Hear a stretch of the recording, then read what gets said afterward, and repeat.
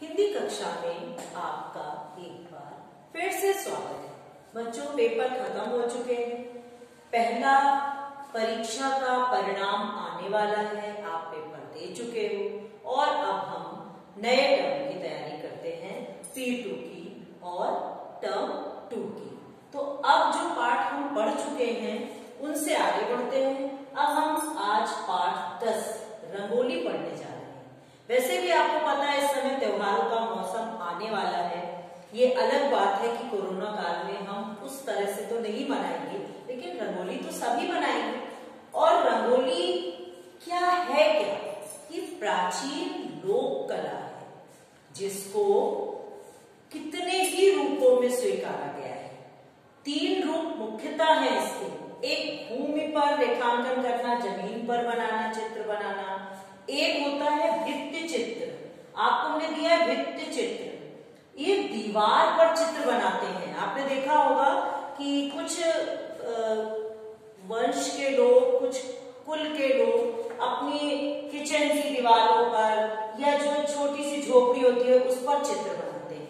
तो भित्ति चित्र उसे कहते हैं। आप प्राचीन काल के भित्ति चित्र इतने सारे जो पांडवों ने बनाए हैं कि कई गुफाओं में कैद हैं, तो उनको हम जानते हैं।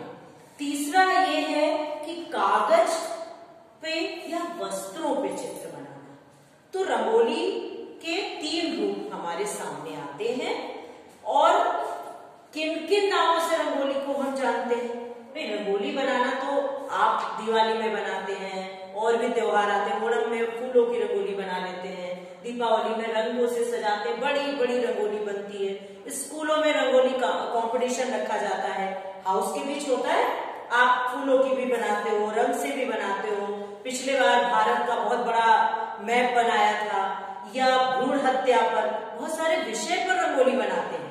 आप लोगों की मानसिकता आगे बढ़ चुकी है, तो उस एक प्राचीन कला को आपने बहुत विस्तार दिया है। और सबसे अच्छी बात यह है कि रंगोली सीखने के लिए हमें किसी विद्यालय में जाने की आवश्यकता नहीं, हम देखकर ही इसको सीख लेते हैं। अब ये किन किन नामों से प्रसिद्ध है, थोड़ा ये भी देख लें। चौक पूरना, जब विवाह आदि होता है, कथा होती है, पूजा होती है, तो चौक बनाते हैं आटे से, चावल के लेपन से।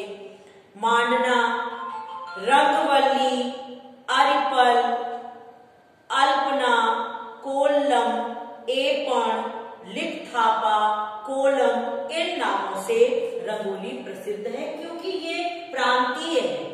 देखिए, कहीं पर गोबर से लीपा जाता है और फिर चावल के आटे से बनाया जाता है, कहीं पर धुलाई करते हैं और गीले में ही रंगोली बनाते हैं। तो ये अलग अलग तरीके से रंगोली बनाई जाती है।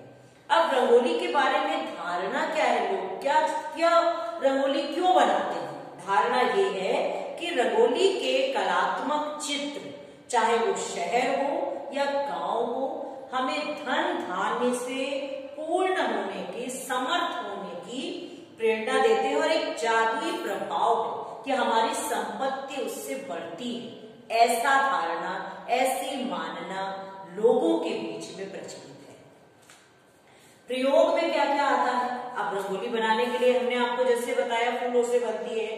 पिसे चावल बनाए जाते हैं, गीला करके उसका लेपन बनाया जाता है। सुखाए हुए पत्तों का पाउडर होता है। आटा, हल्दी, सिंदूर, रोली, चारकोल, जलाई हुई मिट्टी, लकड़ी का बुरादा, इन सब चीजों से भी बनाते। कई बार आपने देखा होगा सत्यनारायण की कथा के समय पंडित जी बस फटाक से आटे की चौक बनाते, फिर उसमें सिंदूर लगा देते और हल्दी, इतनी सुंदर जरा सी देर में रंगोली बना देते।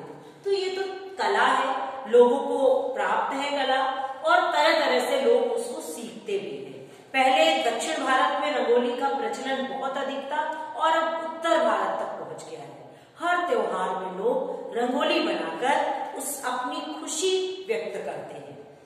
बच्चियां भी बहुत हिस्सा लेती हैं, बच्चे भी हिस्सा लेते हैं। आधुनिक युग में रंगोली का क्या रूप हो गया है?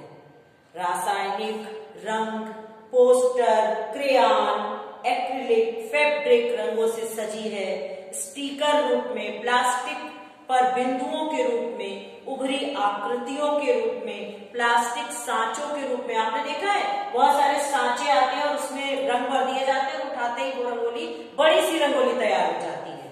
तो इस तरह से रंगोली बनाने की परंपरा बहुत प्राचीन है और लोग इसको बड़े मन से बनाते हैं, उत्साह दिखाते हैं, खुशी दिखाते हैं, समृद्धि दिखाते हैं।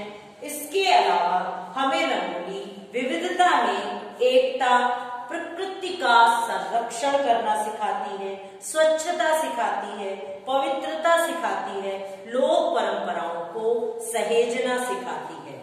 और जो फूलों आदि के माध्यम से रंगोली बनाई जाती है विद्यालयों में, कार्यालयों में, हर जगह ऐसी रंगोली से बच्चे बहुत कुछ सीखते हैं। बच्चों के अंदर एक उत्साह आता है कि वो कार्यक्रम को अपने कलात्मक ढंग से प्रस्तुत करते हैं।